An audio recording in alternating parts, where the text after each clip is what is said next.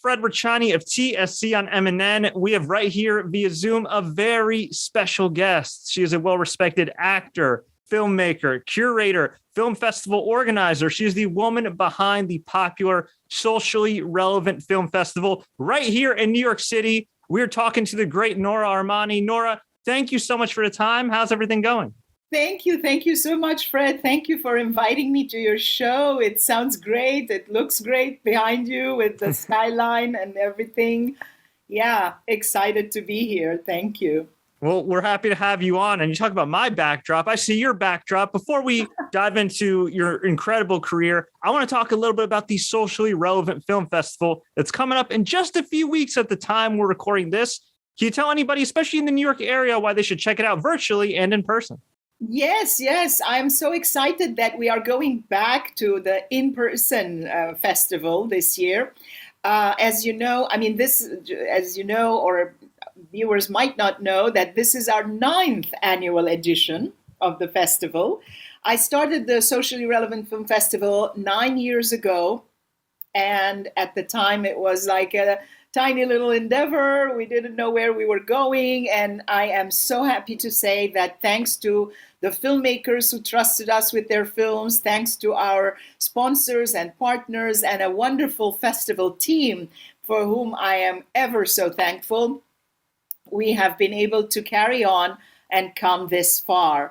The 9th edition is a hybrid edition of the festival in which we have some films which are screening in person and others, or actually most of the films are also screening online, but only after the in-person section wraps. We are opening at the Lincoln Center on March 16 with 2 amazing films. One of them is called Their Algeria. It's a documentary about an Algerian couple who has moved to France in the 50s. And then after 62 years of marriage, they decided to divorce.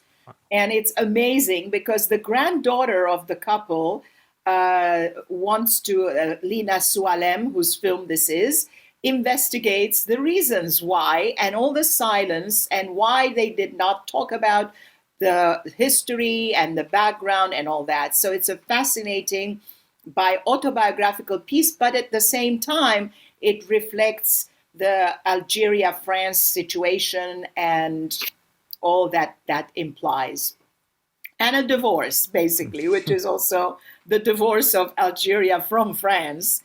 And the second film on opening night is called The Road to the Lemon Grove, and it's a comedy. It's a lighthearted Italian-Canadian co-production.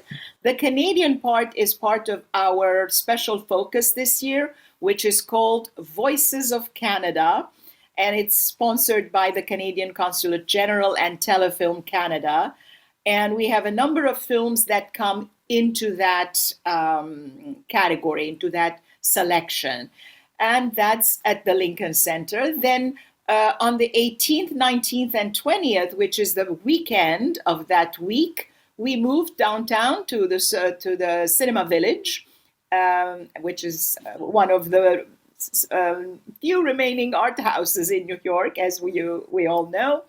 And we follow the rest of the program with a number of short films, documentaries, and narrative features. The entire program is on the festival website. As people want to see that, www.ratedsrfilms.org, where you can find your heart's content and come and see the shows. How did the concept come about to not just have a film festival, one that is, socially relevant?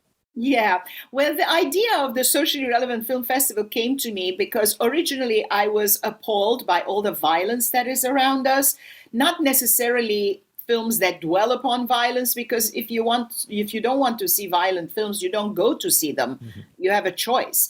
But I'm talking about big billboards and posters and all this violence that is all around us, attacking us, infringing on our privacy, and we have no choice. I'm not going to walk in the street with my eyes closed. It's right there. So that was something that really struck me, and I felt we need to offer an alternative form of entertainment. But I also talk about violent forms of storytelling, violent forms of movie making, in abrupt cuts, loud music, special effects that is like supposed to dazzle you or wow you, as opposed to just sitting down and telling me a story about human people, human interests, real lives, real people. So that was basically the idea behind it. And I'm happy to say that in the 9 years that we have existed so far, in the 8 previous editions, we have screened over 550 films from 39 countries. And we have a selection of 64 new selections, new films that are being offered to this year between the in-person and the online section. The online section kicks in on the 20th of March and extends until the end of that week, the 27th. That is incredible. First of all, much respect, props to you and your crew for everything you do. It's fantastic. That's an insane number. But I got to imagine when you first got into acting, when you first got into show business, maybe at the top of your head, it wasn't, hey, I want to start a film festival and be a curator, and deal with all this stress. It's rewarding, but it's stressful as well. So take me back in the day. How did this all kind of come about for you? Did you grow up in show business? Did you always want to be an actor? Did you see yourself behind the camera on the stage? How did it all come about for Nora? No, actually, putting together a film festival couldn't have been the furthest away from my thoughts, because I had been invited as an actor, performer, filmmaker myself to guest curate other film festivals back in the day. Like, I've done a lot of film festivals. I've even produced films. One of my feature film productions as a co-producer. I was living in France at the time as a French co-producer. It was a Palestinian film, Haifa, which was a German, French, Dutch, and Israeli co-production. So it was like a bunch of things that were coming together. And I felt, wow, this is amazing to be doing this. And I knew what it takes to organize a film festival. So I was saying, no, I don't want to get into that. And funnily enough, like 9 years ago, I had to do it because a personal tragedy happened. My cousin and my uncle were victims of a terrible hate crime in the Middle East. And to commemorate them, I wanted to do something meaningful. And the idea of this festival came about. And then now it's my baby. It's like, not only this is my baby, all these filmmakers are my babies. And I feel like I have a responsibility, because we shine the spotlight on filmmakers whose voices would otherwise not be heard, because they're tackling difficult topics, and it's not terribly commercial in the big blockbuster sense of the word commercial. So we have to give them that platform. But as you said, I'm an actress first and foremost. And I have had an international career touring with my self-penned or otherwise plays, winning some awards, I must say, modesty aside. And I've also done my fair share of television, whether in the United States or United Kingdom or France and Armenia, especially, where I am also Armenian, and not from Armenia, but from the diaspora. I was born in Egypt, and I also I starred on Egyptian television series. So it's like a long journey. The actress always gets forgotten when I'm doing the film festival. So every now and then she comes up and say, hey, hello, I'm here. Don't forget me.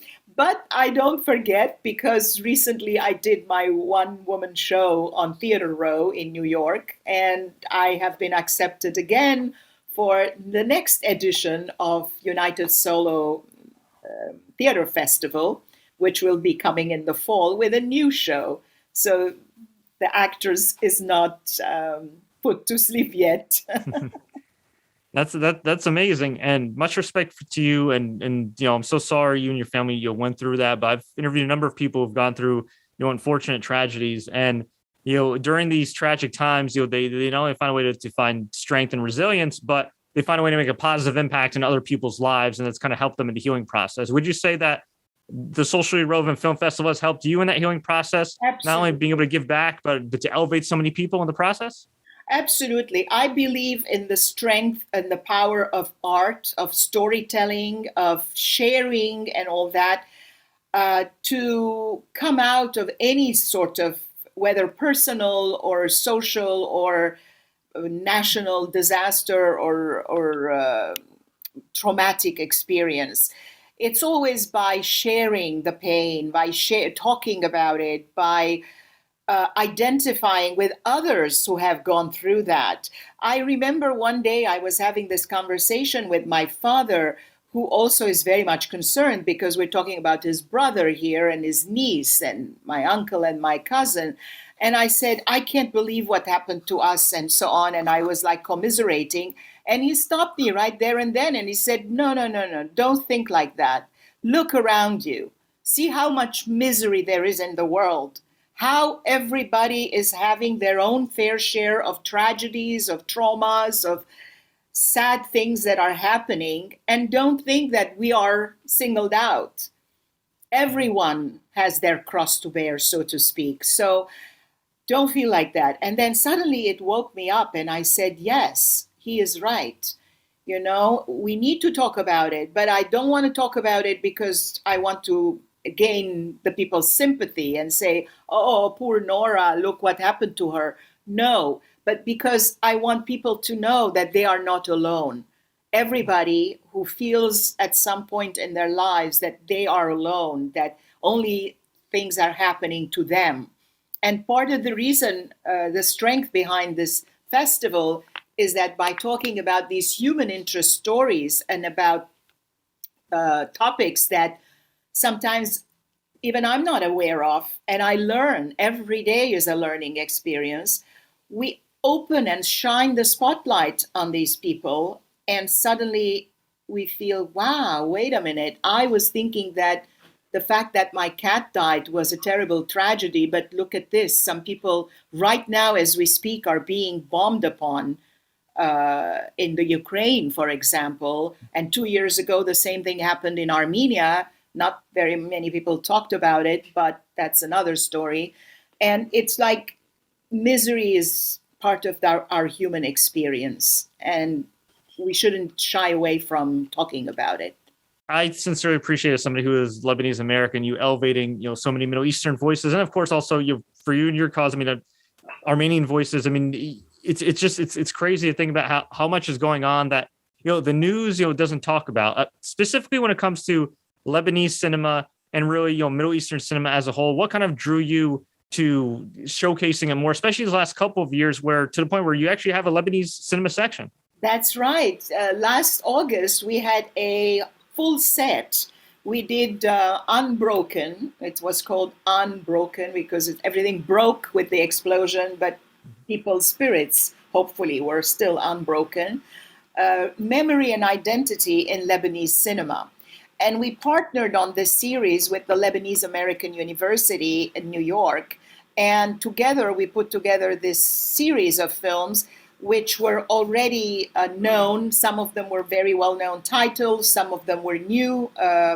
One of them, for example, was having its New York premiere, Walid Amouannes's 1982 film, which is now doing wonderfully in international distribution.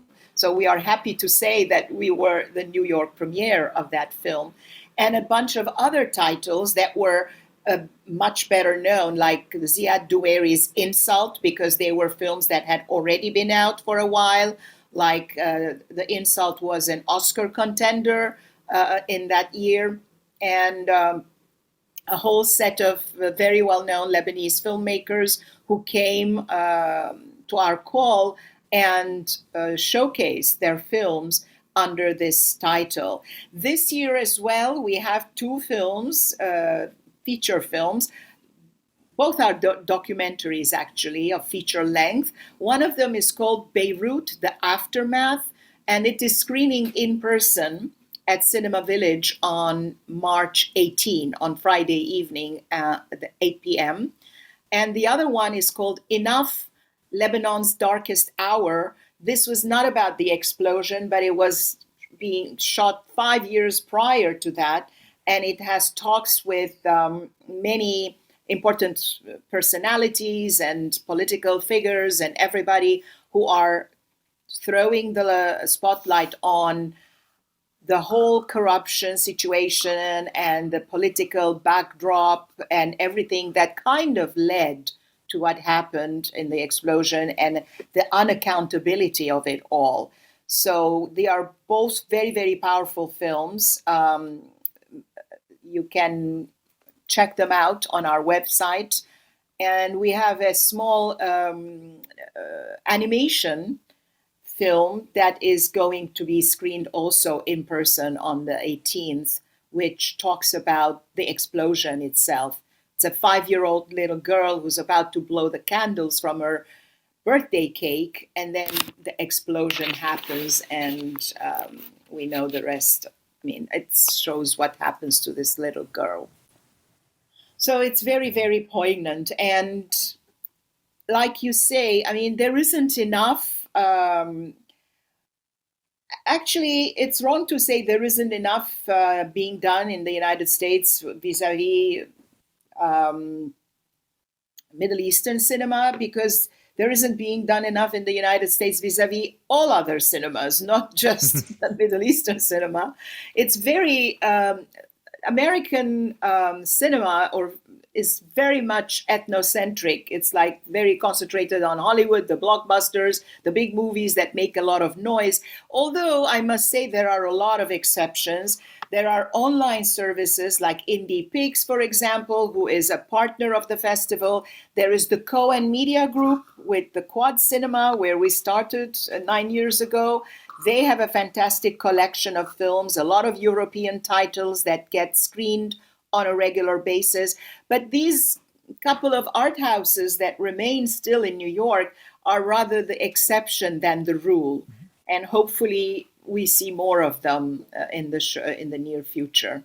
Do you think your film festival and all these amazing filmmakers that you work with, like, do you think you guys are all helping kind of shift the tide? I mean, cinema's in a very weird spot now, right? With COVID and everything else. And some people only coming out, for blockbusters. And of course, as you kind of noted, there's still like a lot of gatekeeping, in Hollywood is very, ethnocentric. But we see, I think, particularly with TV and streaming, audiences are a lot more sophisticated. Like they want diverse voices. They want to hear different stories. I mean, hell, for a period, the number one show on Netflix was a South Korean drama in Squid Game. So, I mean, I feel like it's shifting in the right direction. But as somebody who's in it, almost, really 24/7, do you feel like it's going in the right direction? Yeah, I think you're absolutely right there, because even Netflix, I mean, look at Netflix, there are all sorts of different countries, different subtitled, lots of subtitled material, where it was really rare before to see a subtitled film. The American public was not accustomed to reading subtitles and watching a film that is speaking in a language other than English. But now there is an abundance of these series on Netflix, which indicates that there is definitely a market for it. And we are also starting an education section, an education channel, so to say, where we will be showcasing a select number of our films that represent a little bit more of an educational value, even though, technically speaking, any film, by definition, has a certain level of educational value. And I noticed that when I was, over all these years, as a curator, as a festival artistic director, I have learned so much from all the films that have been presented to us, because sometimes a documentary would come about a topic that I had no idea about, and I would go, oh my God, I didn't know this. And if the film is well made, I mean to say from the point of view of production values and the storytelling, and it's not dragging on and becoming repetitive or anything like that, immediately it's in, because I want to share that newly gained knowledge with a whole host of other people. And part of the idea behind the education channel will be that, to make available all these titles that could be. And I must say that when we started the Socially Relevant Film Festival X number of years ago, actually 9 years ago, there weren't any other films like the one we are doing. There were festivals that were focusing on one particular issue, like the Real Abilities Film Festival, which has been around for a very long time, with whom we have partnered at some point. There is the Real Recovery Film Festival, which is about recovered alcoholics, LGBTQ films. There are all sorts of festivals that focus on one particular niche or issue. Ours is open to everything. And recent years have shown that other film festivals have come up.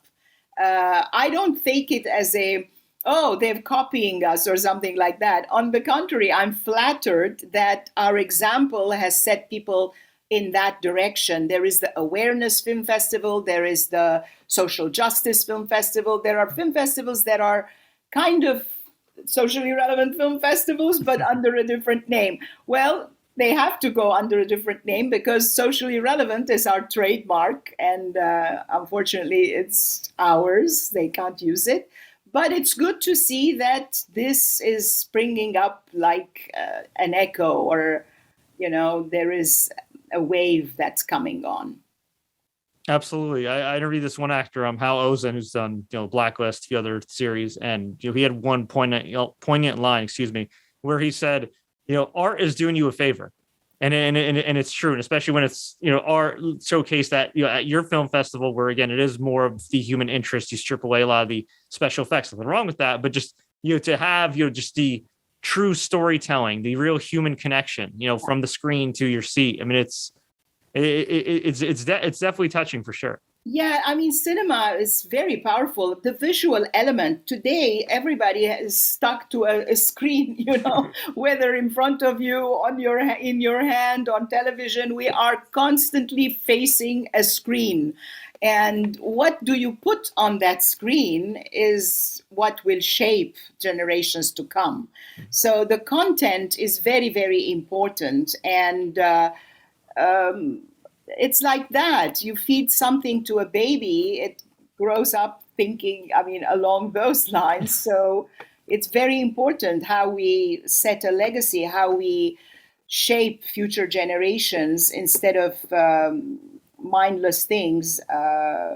Somebody was telling me the other day, your letters to the filmmakers are too detailed and too long. And I'm good. This is the TikTok generation. You have to be brief. You have to just say something very quickly. And I said, well, unfortunately, this is not the TikTok Film Festival. So when I do the TikTok Film Festival, I will be very, very brief. But sometimes you need to describe, explain. And I like being in communication with the filmmakers because I do this having the filmmaker as the core, as the center of it. And it is done by a filmmaker, myself as well, for filmmakers. And it's a platform that I open up, and after that, what they make out of it, it's also their business. So we play this game together with the filmmakers. And and as I was saying, because I keep going back to the festival, because we are so close date-wise, we're opening on March 16 at the Lincoln Center's Eleanor Bunin Monroe Film Center. And but the actress is coming up soon after that. You just mentioned Blacklist Redemption. I was on Blacklist Redemption on one of the episodes, happy to say. And I was on Casualty, the UK BBC-based television series, on a couple of episodes there. Egyptian television, Golden Boy, these are the television things. Done a number of feature films as a lead actress, I must say. And And lately I've been doing quite a number of auditions and keep fingers crossed that soon one of them will materialize into something. I have a reading coming up next Monday, a Zoom reading. And I also do a bunch of things as a director. I directed a Zoom play about immigrant women called I, Migrant Woman, translated from an Italian play by Valentina Cava. And I casted 5 actresses to play the 3 roles, so it was double cast in some cases, and eventually edited it together, and it became a short film which made the festival rounds a little bit, even winning me an award as best female director of a short. So wow, all through Zoom? All through Zoom, exactly. Wow. So I can't complain. I can't say that, oh my God, the COVID came, I was locked down and we couldn't do anything, because we took the festival online the last couple of years. And I was able to do that play, which ended up with a film, which, etc. So like life gives you lemons, why don't you make lemonade? Socially relevant film festival. You can visit ratedsrfilms.org. That's ratedsrfilms.org. You can also check out Nora Armani at noraarmani.net. Nora, thank you so much for your time. Before we go, anywhere else we could find you in addition to the Socially Relevant Film Festival? Anything else you'd like us to know about? Yeah, well, maybe the best thing to do is to subscribe to our YouTube channel, because what we are going to the Socially Relevant Film Festival's YouTube channel, I mean to say, because right now we are doing Meet the Filmmakers regular meetings with them every Tuesday, Thursday, and Saturday. These are also simultaneously broadcast on our Facebook page. And after the festival, we are going to continue these broadcasts, bringing industry partners, talks with some of the filmmakers, like more in-depth, and so on. It will be like a year-round thing, a meeting of sorts, and it would be wonderful to have reactions from audience to see what else would they like to see, and we'd be happy to collaborate. And with you as well, Fred, it would be fantastic to collaborate together and share some of this content. I'd be happy to make it available to you. Absolutely. Would love that. We'll definitely check it out. And I'm definitely looking forward to checking out the Socially Relevant Film Festival beginning March 16th. Again, you can check it out at ratedsrfilms.org. Nora, thank you so much for your time. Thank you so much. And looking forward to seeing you in person at our opening. And thank you for having me on your show.